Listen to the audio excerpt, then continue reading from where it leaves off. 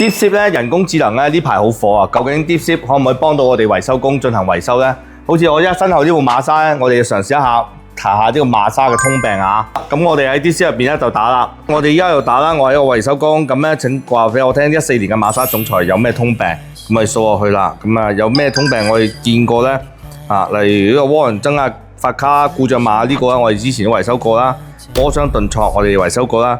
重點身後呢部咧，話個水泵容易漏水，同埋嗰個水溫易高啊。身後呢台馬莎咧就係因為水溫高通盤，我哋而家要抬落嚟換個缸電嘅。接住嚟咧，我哋今晚開會啊，會咧叫所有同事都會下載 DeepShip，咁以後診斷都會開始用 DeepShip嚟進行輔助診斷嘅。我覺得依家人工智能唔係話追潮流啊。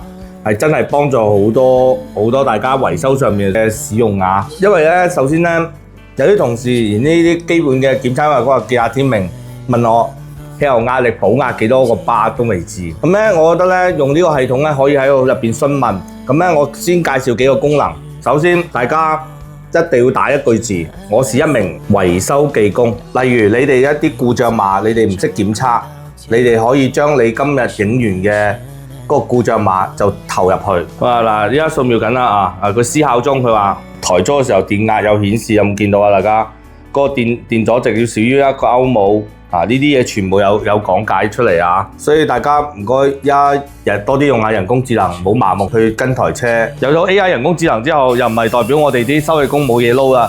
咁最後打螺絲同埋最後判斷呢個故障都係需要我哋修理工嘅。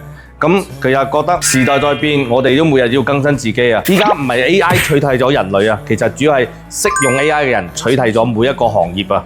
所以自己唔去更新自己，好容易俾人淘汰。